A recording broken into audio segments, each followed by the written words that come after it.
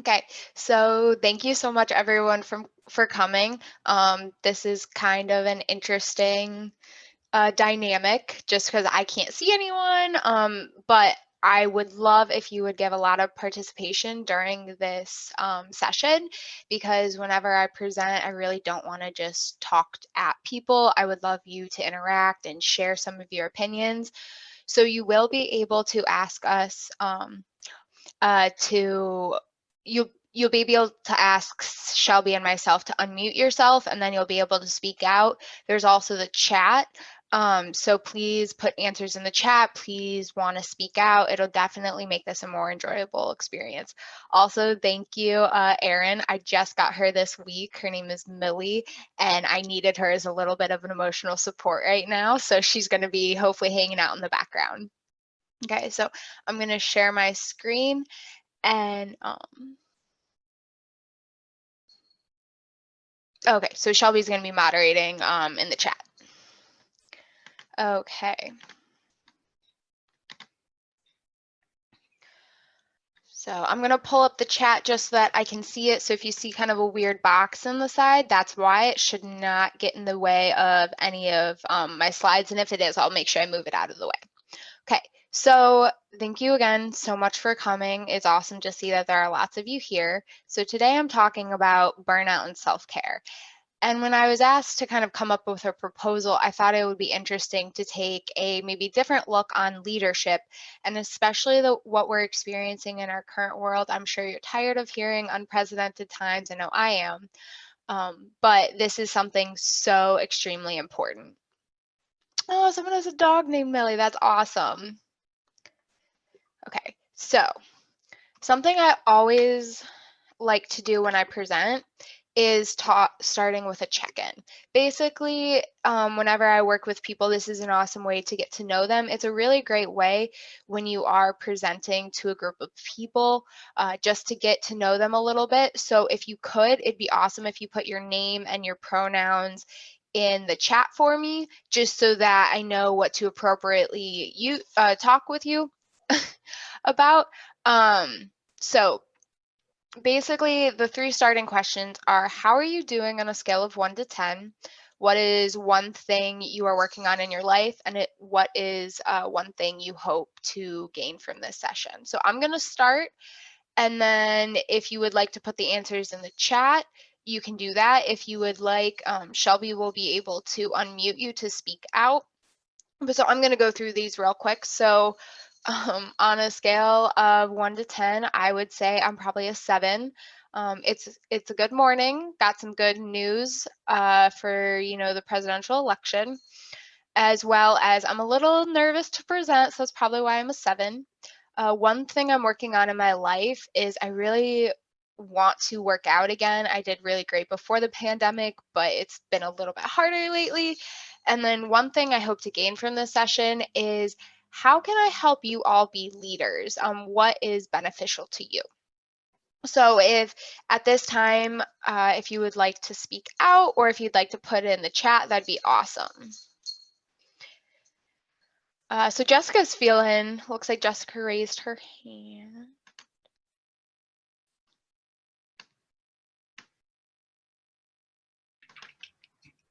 Okay, Jessica, I think you can talk now. Can you hear me? Yes. Okay, hi. So yeah, today for no particular reason, I am at a 10. And one thing I'm working on in my life right now is managing burnout, which is why I'm like super excited about this presentation. And then I think that's important, especially with an increased school load that a lot of us are seeing during the online classes. And something I hope to gain from this session is how to take better care of myself, like mentally and physically, again, like with the increased workload that we're all seeing. Awesome. Thank you for sharing. And okay, it looks like we got someone else.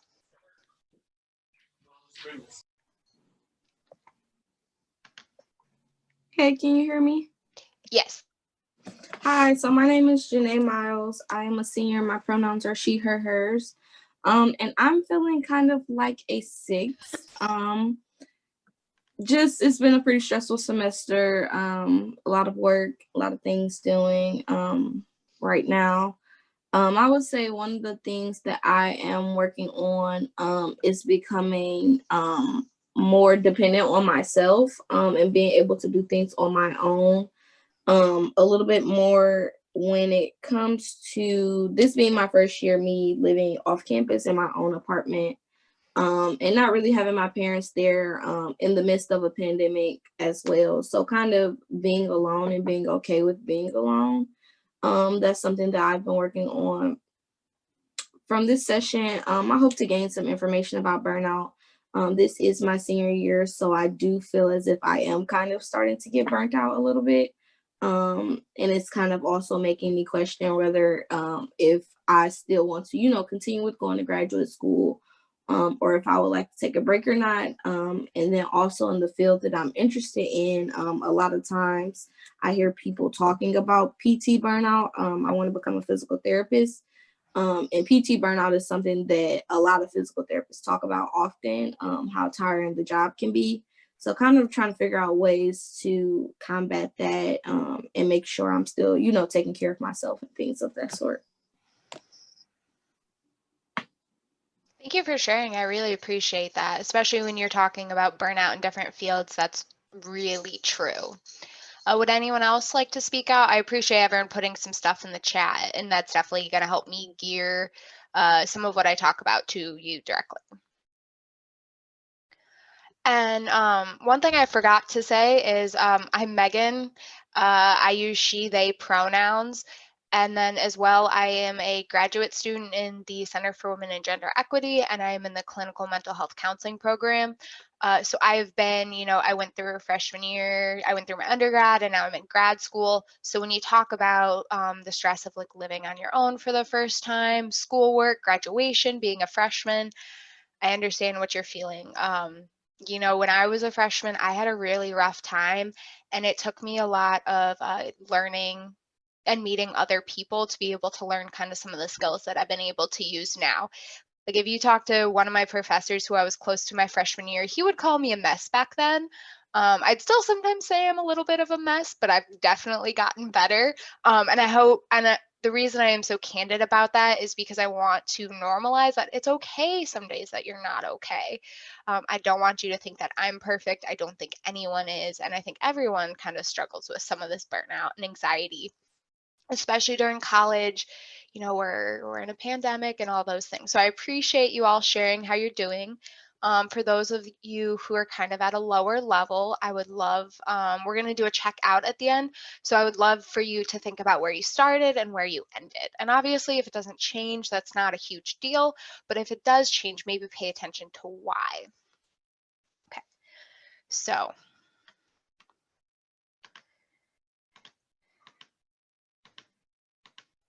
Hey, Megan, your chat boxes are in the way of the presentation a little bit. got you. Okay. You can't see what they say. They're just like lined boxes, but you can still see the shape. Okay. Does that look better? I want to make sure I can keep an eye on the chat. Yeah, it's pretty much out of the way now. I'll let you know if Okay. it gets in the way of reading anything. Thank you. Okay, so what is burnout? So I'm going to talk about some of the signs and symptoms, what stresses versus burnout and some causes, and then we're going to talk a little bit about how that actually applies to leadership, because that's what this whole conference is about. So some signs and symptoms of burnout. So I'm not going to directly read everything on the list because you are all college students. I think you can do that, but I am going to point out a few signs and symptoms that definitely, I think, stand out to me. So one thing that's interesting is a lowered immunity and frequent illness. So a lot of times when you aren't taking care of yourself, when you are feeling down, your body is just not as strong as it usually is. So with a lowered immune system, you're going to get sick more often. So the more stress you're feeling, you're going to feel sick, and then it's just kind of that'll keep adding up, and that's definitely difficult. Changing in appetite and sleep, that's something that you should, you don't have to track it, but it is important to recognize your sleep and what you're eating, because we all go through periods where we maybe don't sleep the best, we don't eat the best. So paying attention, especially during those times, of what else is happening in your life, because these are going to be things that if you notice them happening, that's when you need to do something about it. So I think about myself when I was a sophomore. I was not sleeping very well, and I kind of just ignored it and thought, "Oh, it's nothing." But it really started to impact me in my classes, in my leadership. And I'm going to tell you a story in a little bit about how really that impacted me at one point.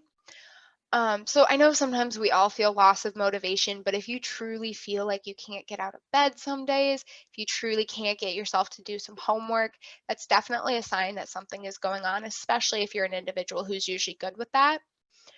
Something else is withdrawing from responsibilities or isolating yourself from others. I think this is something that's really easy when you start doing that you don't notice.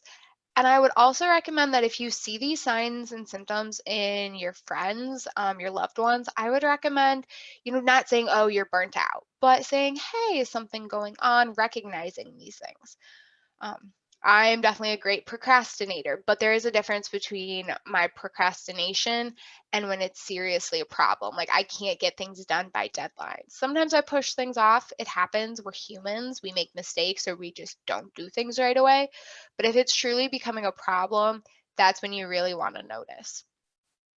So anytime you're using food, drugs, or alcohol to cope, that's something you seriously need to talk with someone about. I always recommend the counseling center, the Falcon Health Center as well. Those are great resources. I used the counseling center myself for about a year, and it was one of the best experiences I've had. They have great counselors. They have doctoral interns, which is who I got to work with for a year, which was really awesome. Um, Something that I think I struggle with when I'm feeling a little burnt out is taking my frustration out on others. So sometimes I'll snap at my partner, and I do recognize that's a problem. But in the past, I had snapped at people like my mom, and it wasn't fair to her. I was feeling really burnt out. And so that was something that I really had to understand that it wasn't what was happening between me and that person. It was what was happening inside of me, which was really difficult at first. It was taking kind of ownership of some of the parts of my life. And that was hard for me when I was in high school. Now that I'm a little bit older, I do recognize when I'm doing those things. So skipping work, coming in late, leaving early, some of these signs of you're just not your normal self. So if someone is always a few minutes late, that might be normal for them. But if someone who's always punctual or always early is starting to come late or just look a little disheveled, maybe that's something that you should notice in someone else or yourself. And the reason I say, noticing it in others is because when you're feeling these things, it's not going to be easy to notice them. You really have to pay attention. And it's hard when you're already feeling down to find the motivation to do something about it. Okay. So, something that I think gets very confusing to people is the difference between stress and burnout, as well as maybe depression and anxiety. So, like I said earlier, I am in the clinical mental health counseling program. I am by no means a licensed counselor right now, but I have taken a few classes, so I can speak a little bit to this. So, stress is going to be, in my opinion, more of the anxiety. You're feeling anxious, like it says right here, like leads to an anxiety disorder, loss of energy. You're feeling hyperactive, so you're always on edge. But the weird thing about stress sometimes is you're on edge, but you can't do anything with it. So I've had days where I've literally not been able to get out of bed, but my mind is racing. I have everything going on in my head. Um, so also, there could be some physical damage if you are too stressed. So burnout is a little bit different. So stress is that hyperactiveness, but burnout is feeling like it says helpless and hopeless. So you don't have that motivation. So in my personal opinion, whenever I get really stressed, that's when I know the burnout is coming. And the reason I mention anxiety and depression is I do believe that anxiety is like stress and depression is like burnout. Now, I do know a lot of people will say, oh, I'm depressed today. Oh, I'm anxious today. And I do think we throw around those words a lot. Those are true diagnoses. You do have to have certain symptoms and signs for a prolonged period of time with some consistency there. So I do think a lot of people do kind of feel part of anxiety and part of depression. But if you don't have that diagnosis, you're probably feeling stress and burnout. These are the things that are going to happen. And if they continually happen, that's when you're going to get to the point of maybe potentially a diagnosis. So when you're feeling burnt out, this is some of the first steps that you need to work on or like focus on. If you notice yourself in burnout and you can do something about it, you will help yourself in the long run. Now, I know I've said it's difficult to do some of those things. So the reason I point out the difference between stress and burnout is so that you notice when you're feeling stressed versus when actual burnout is happening, because burnout is going to happen when you're just done. You're exhausted. You can't do the things that you used to be doing. So someone mentioned PT burnout. There's teacher burnout. There's counselor burnout. And the thing that I don't think we stress enough is taking care of ourselves. So some of the causes of burnout could be your work. So your boss has given you 5 assignments that need to be due by the end of the week. You have this big presentation coming up. Like I had this presentation to come up with, and I was a little stressed about it. Luckily, it didn't lead to burnout because I have other presentations I've done similar to this, as well as I know when that burnout might be coming in myself. So I've been practicing a lot of self-care this week, especially with the election going on. So you all saw my cat at the beginning. She is my emotional support animal. So animals are really great. But so back to causes. So some could be lifestyle. So if you are a person who part of your lifestyle might be very busy. If you're a very busy person, it is very easy to get burnt out because you're not taking time for yourself. So personality. So personally, I'm a perfectionist as well as a people pleaser, which is kind of a double whammy because I'm so worried about things going right, as well as I sometimes put other people's needs in front of myself. And some of you were talking about, really feeling burnt out because of maybe your major. And that can definitely be something that if you are the kind of person who really puts others before yourself, that can be difficult. Other parts of your personality, but those are just some examples from my life. And then relationships. I think relationships are a big cause of feeling like this. If you don't have support in your life, so that could be your friends, your family, a significant other. So if you're having trouble in your relationships as well as other things in your life are stressing you out, you don't have that support. So I always recommend people look for a support system. So I was lucky last year I met 2 of my best friends, and they are definitely a huge support for me. I can text them anytime I need to. They're great support. They're always kind of like my hype people, which is really great. And that has definitely helped me through my current experience. You don't need to have a ton of friends. You just need to have some people in your life who you know you care about. And especially on a college campus, I recommend looking for a mentor. So my freshman year, I joined a learning community, and the professor who was in charge of that, our director, he really turned out to be a mentor for me. We also had a few graduate assistants who I was really close to, and they were great resources. I could ask them anything I needed to. I could go to them if I was having a rough time. That professor, I jokingly called him, my parent at Bowling Green, because he was the person I could go to if I had a problem and I wasn't, I didn't have my parents. They were 2 hours away at the time. So I needed someone who I could go to and trust. So I always recommend looking for those relationships, especially at college, people that you can trust, maybe people who have a little bit more life experience than you as well. Okay, so impact. So either put it in the chat or ask, or raise your hand to speak out. And Shelby, if you could unmute people for that. How have you experienced burnout? I want to hear some of your examples of it.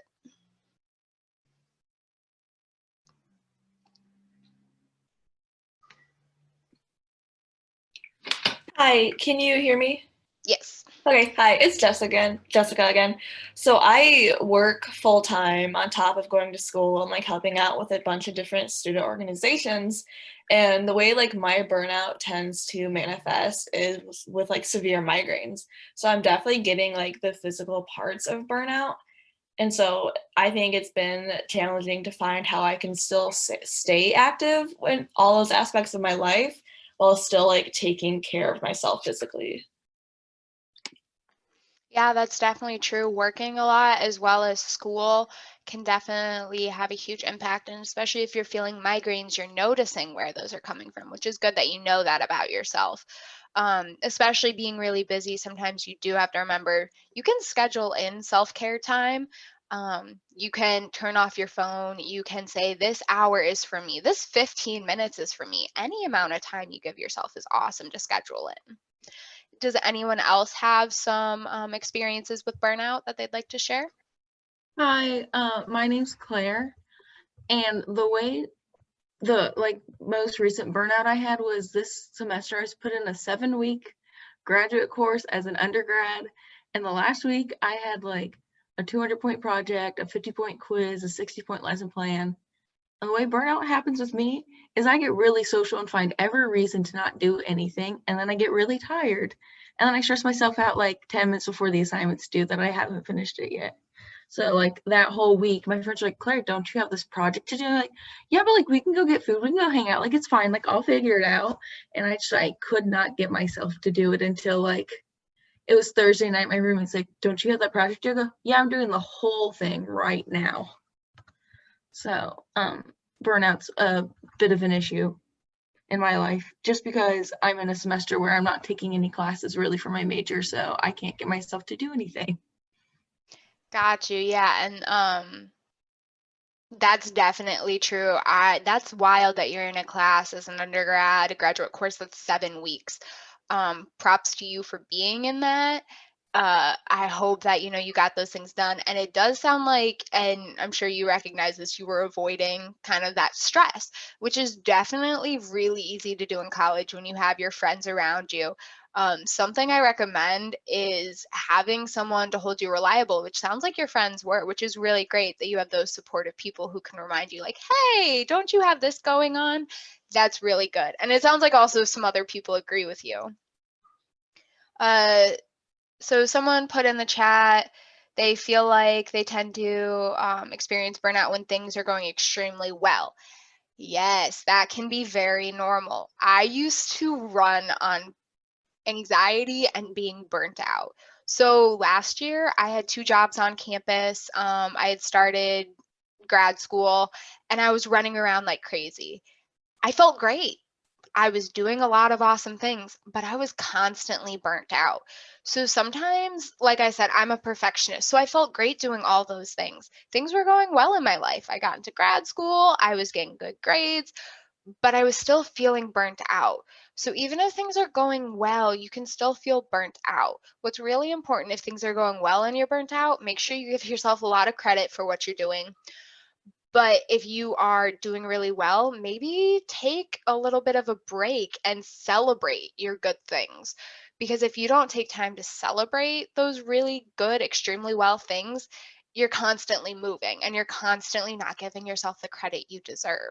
So it can be normal to feel burnout, in my personal opinion and what I've felt. Okay, so someone else talked about working 2 jobs in their senior year of high school. That's a lot. um, and then involved in musical ensemble and lots of other things. Losing motivation to practice, definitely feeling excessively tired and the need to sleep a lot. So sleep is definitely one of those things that's a big indicator of burnout. I've noticed myself recently, I've been sleeping more, which is, I think, a sign that I'm emotionally burnt out. So I recognize that. And then I'm trying to, get on a better sleep schedule. So sometimes with burnout, it could be coming up with a good schedule to make kind of get yourself on track for that. I just want to make sure I didn't miss anything in the chat. And also I do want to again say, like, I'm not by any means like an expert in this, but I can tell you what I felt and kind of talk through it with you all. Does anyone else want to talk about some of the experiences they've had with burnout?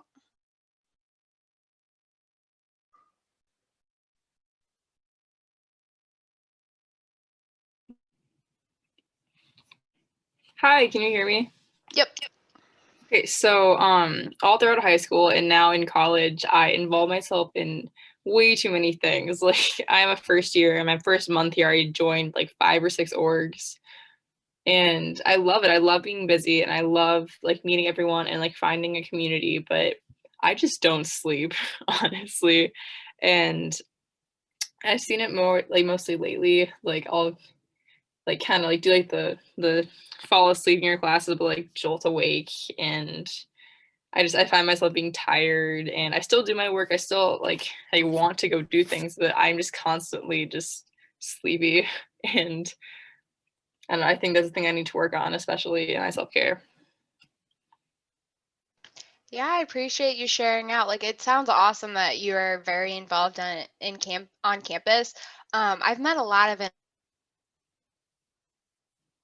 individuals like yourself who are very busy on campus, and I do see a burnout in a lot of those individuals. I mean, people saw it in me when I was doing a lot. Sometimes it's important, like I said earlier, to schedule some self-care time. If you're struggling with sleeping, maybe journal about that, think about what would be going on, or look into some natural remedies for that. And then I always recommend that if something is really becoming a problem, like I said earlier, talking to a counselor, talking to your doctor about it, because they specialize in talking about these things, especially in a college town. They know what to tell you, what to help you with. And also sometimes it's good to talk to someone who doesn't know about your life, who can be really impartial and give you the straight up facts, or information that might be helpful for you.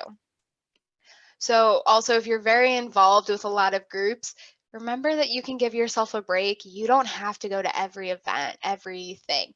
You may want to, but sometimes you almost have to force yourself and say, no, I'm taking tonight for me.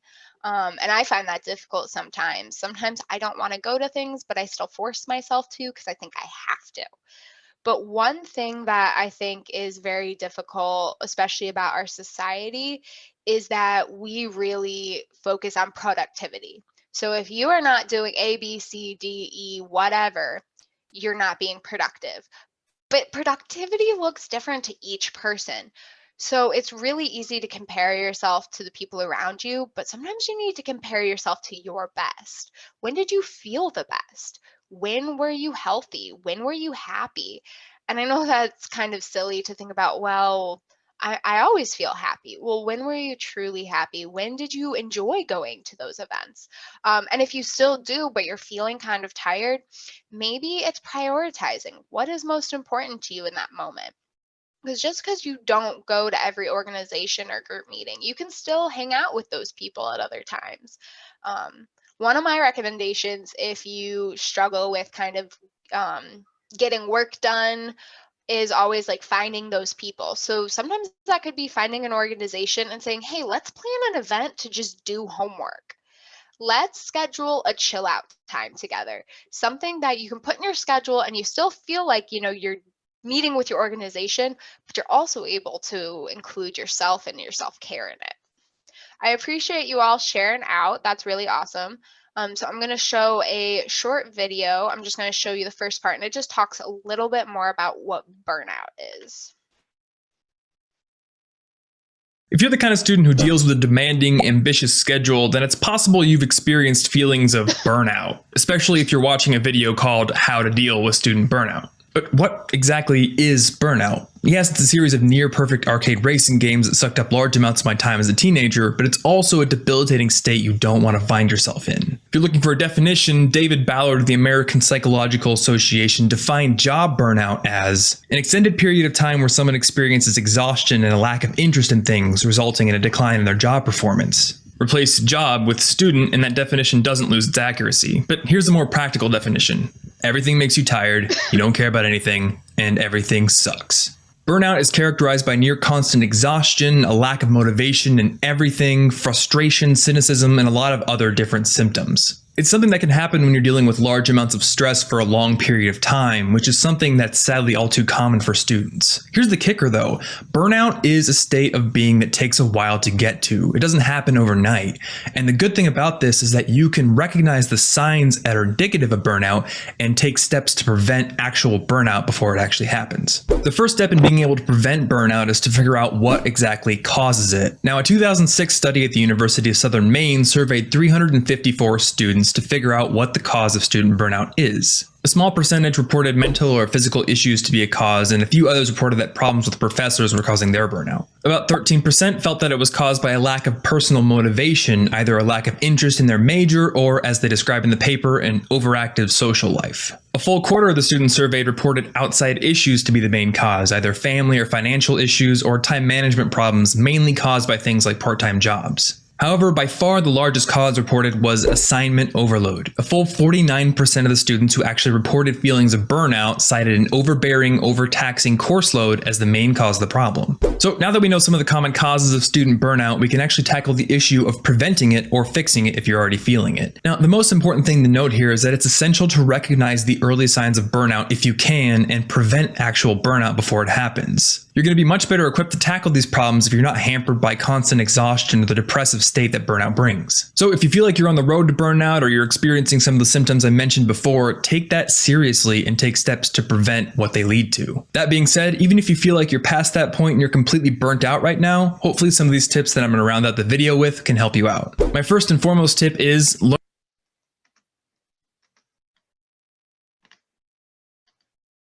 Okay, so I know I cut that a little bit short just because he does go into tips, but I do want us to be able to talk in a minute about some of that. So I do want to share with you kind of a story of when I was really burnt out my freshman year. So I had gained, actually it might have been my sophomore year, but I had joined the executive board of the learning community I was on. And my responsibility was to put in attendance for our field placement and for our seminars. So I was excited about it. You know, I was joining my first executive board. I was pretty new to college and I was excited. But then I started to feel some burnout. Workload kind of caught up with me. I started isolating myself in my room. Sometimes I would even go to like the markets and I would get lunch and dinner for the next 2 days. I wouldn't leave my room for like 2 days. I really just stayed isolated. I would watch Netflix.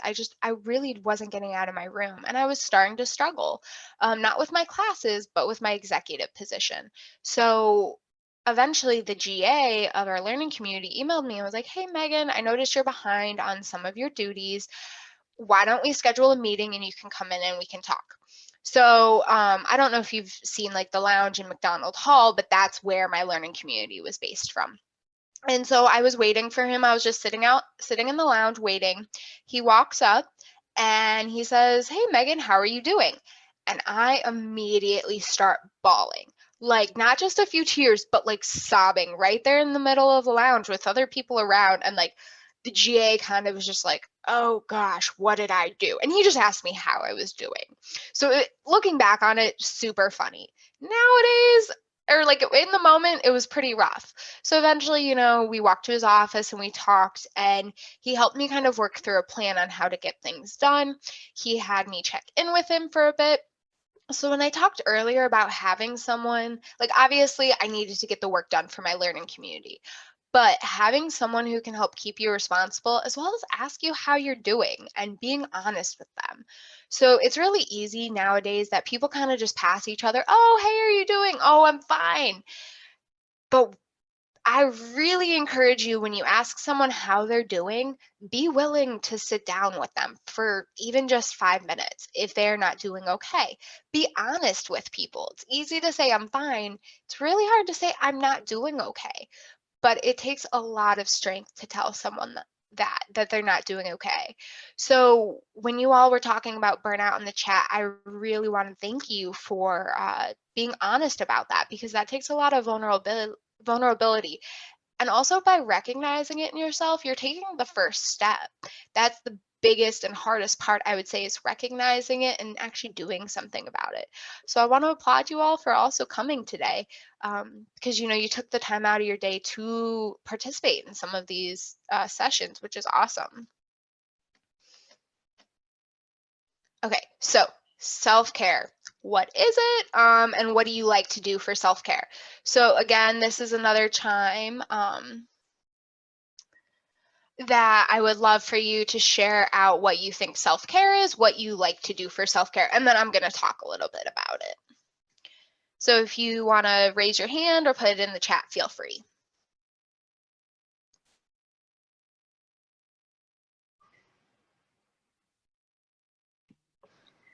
Hi. So a lot of work that I do is like inside or like on like a phone screen or a laptop screen. So a lot of my self-care is just putting as much distance as possible in between like myself and those objects, like literally turning my phone upside down or like going outside and taking my dog on a walk, just like buying myself groceries, doing something other than work. And it feels like I have more things to do just than work, which is a really important thing for me to recognize that I'm still like working on. That's awesome. Yeah. It's really easy to feel kind of caught, especially now that a lot of us are doing more work from our apartments, from our homes. Like I'm presenting right now in my apartment. I easily could have just rolled out of bed today and said, okay, let me present. But I had to remember, oh, I need to take a shower. I should probably put on, not my sweatpants, things like that. I love in the chat calling your grandma. That's awesome. Calling loved ones is probably the best thing, especially if you can get them on the phone for a while and just talk about whatever you want. So someone said they're living at home for the year and they love their bath bombs. And that's awesome that you're taking time kind of not to be on your phone. Sitting outside and meditating. Oh, you're going to love a short video I have in a minute. Meditating is definitely an awesome thing. I love to meditate. I'm not the best at remembering to do it every day, but also remembering to give yourself give yourself a break. So I would hate for you to be so focused on doing self-care perfectly, because that's not self-care. Cross stitching is awesome. Journaling is another one. Taking time to focus on how you feel and actually relax. Singing's awesome. A nice shower is great. It's really kind of weird. I like to listen to music and do the dishes and dance around or cook. Those are times where I just kind of forget about what's going on in my life and I'm able to really just relax. Yes, rewarding yourself for hard work. That's definitely something I know I personally struggle with. If you can reward yourself for what you did, that's awesome. I want you to really capitalize on your successes. But I also want you to remember that if something doesn't go your way, to give yourself a little bit of a reprieve. Remembering you're human and that humans make mistakes. And I think that's really hard sometimes to do. Getting a snack or a candy after an exam is definitely great. I know some days when I really struggle, like if I'm on campus all day and I'm having a rough day, I'll go get myself a candy bar, because even if it's that one candy bar is the one thing that makes me smile that day, or just the 1 minute where I get to kind of sit out and chill and just enjoy my snack, that's awesome. So I did mention earlier that I would love for everyone to, plan self-care into your schedule, but also remembering kind of those random instances. Someone said, so like between assignments as well, that's also really good. So if you finish an assignment, don't just jump right into the next thing, maybe give yourself a few minutes. One of the study tips I found to be really helpful is I'll set a timer for, let's say, a half an hour. I work on my homework for half an hour and then I get a 5 or 10 minute break. It's really helpful if you plan breaks, if you plan on, taking that time while you are doing a lot of work, even if it's just getting up and stretching for a few minutes. I did like that a few of you talked about, getting outside. That's really great too. So thank you for sharing what you do for self-care. That's really awesome. I would say one of my favorite things for self-care, and it's kind of silly, but I call it floor time.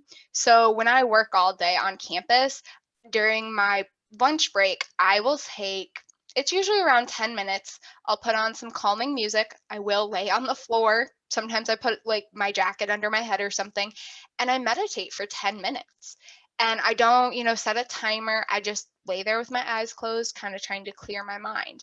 And it's silly to call it floor time, but it's really helpful. And my favorite thing is sometimes I'll see some of my friends during my break, and they won't let me do any work while talking with them. Even if we have some work or things I would love to talk about with them, they're like, no, this is your time. So also having people in your life who sometimes remind you like, hey, take that self-care time, don't work through your break. That's really helpful. When I used to, be running all day on campus, I would make sure I planned time to eat, time to shower, time for a few minutes to chill. I wasn't always the best at doing it, but just scheduling it into my schedule actually helped me relax a little bit. Okay, so here are just some options of self-care, and here's some of the things people I think forget about self-care or don't know about it. Is I think it is great to, give yourself that candy bar, take that bath with that bath bomb. But self-care at its core is about taking care of yourself. I like to phrase it as taking care of yourself like you're a child. So on my worst days, I remind myself to get out of bed, to potentially take a shower or at least brush my hair, and to eat something and drink water. Those are sometimes my basic goals of the day if I'm struggling. And so remembering that being kind to yourself as well when you are struggling in burnout, especially if you're someone who is a perfectionist or really is, a go-getter. You have to remember to give yourself some praise, give yourself that time. So one of my favorites on this is setting boundaries. I struggle so much with boundaries because I had jobs where I was in charge of a group of people. And I would constantly be checking my phone, constantly be running into work. And that was part of my job to kind of cover if people weren't there. But something I had to realize with my job this year is that I have to set aside my email on my times off or on my days off. So on my day off, I might see that I get emails, but if they're not urgent, I don't answer them. I wait until I'm in the office, and it might take a day or two. But one thing I've learned from the professors in my program is they don't check their emails on the weekend. They're off on the weekend. They take their work email off their phone. That's something I still have not been able to do. But so it's remembering to carve time out for yourself, remembering that work and school are not all you do, not all you are. Sometimes it actually makes it easier to feel motivated if you're not constantly working. Because if you're constantly working, your brain's constantly doing that one thing. It's focusing on work and not yourself. But if you can set aside time to work on yourself, it actually makes it easier to be motivated when you do need to work. Okay, so how does self-care apply? So mindful meditations is something that someone mentioned, and I love meditations. I recommend that you never pay for a meditation, ever, because there's so many resources online. YouTube has so many videos. There's apps, and I'm actually going to pull out my phone real quick and remember the name of one.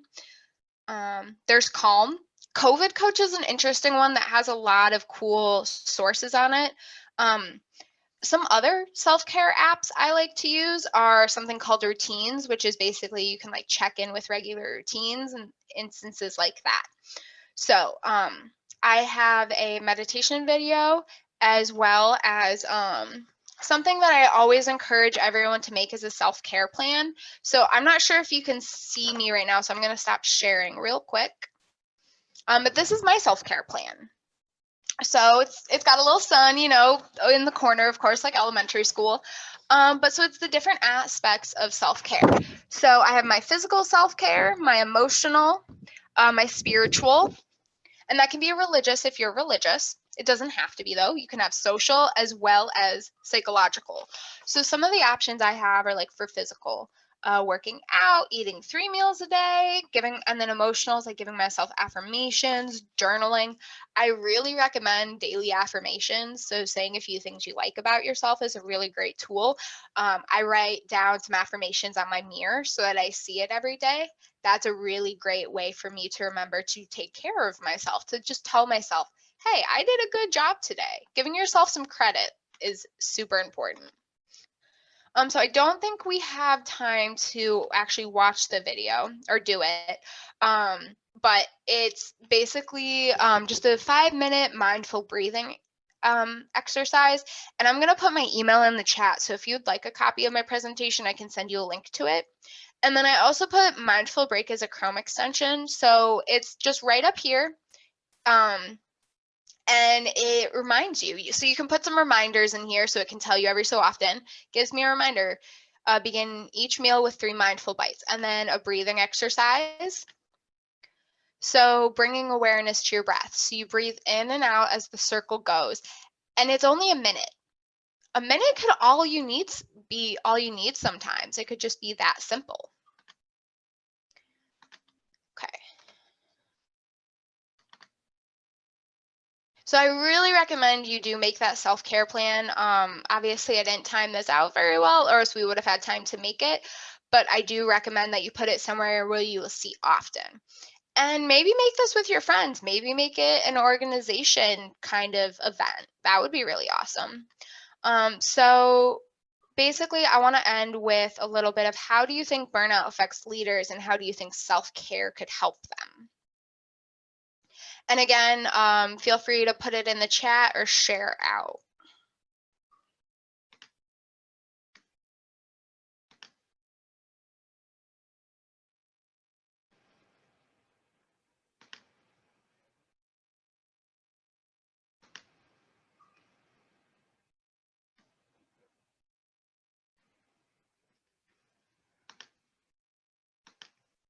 Oh, here we go. Okay. So does anyone know how self-care might be helpful for leaders?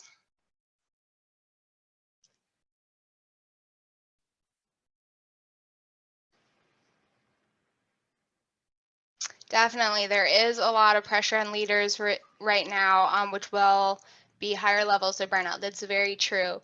We've noticed it from some organizations on campus that they're just really not able to do as much as they would in the past. And again, like we said, the world that we're living in. Someone said burnout affects leaders because they're always expected to have everything together, and that can be exhausting. Yes, yes, yes.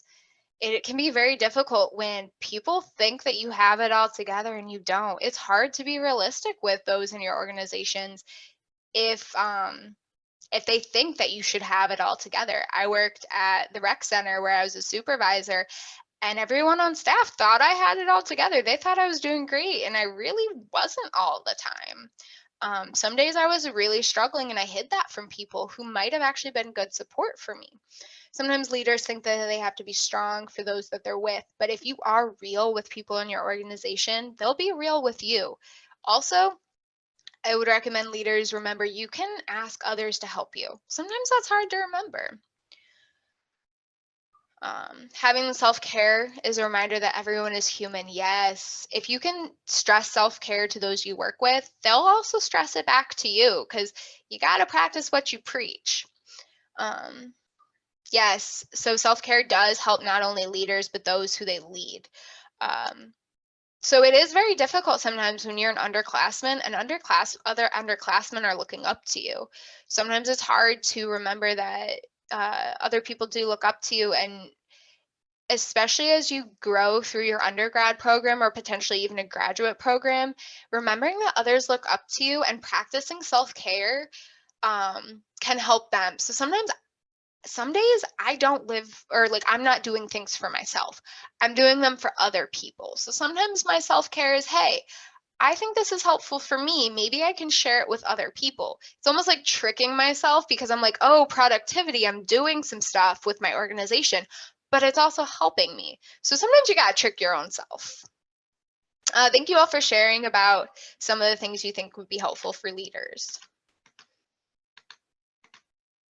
So unfortunately, I thought I'd have, a few more minutes, but if you want to throw in the chat how you're doing now, how you can use this information to help others, and then what is something you're taking away. And if anyone wants to share out, feel free. I'm also going to throw my email in the chat. So if you would like a copy of this presentation, if you would like some more information from me, I can help you kind of with that. I will say I am a mandatory reporter on campus, so please don't like report anything specifically to me. But if you are, if you want some skills, I would definitely love to send you those. Jessica, I love seeing giving yourself grace. Yes, please remember you are human. You are not a superhero as much as like you should think of yourself as a superhero, but remember that occasionally superheroes need to take a vacation. I like to hear that Erin is excited about making a self-care plan. Make it as simple or as detailed as you would like. So I'm going to stick around for a few more minutes in this chat, but thank you all for coming. I really appreciate it. And I hope you practice some self-care, and I hope this was helpful. Thank you.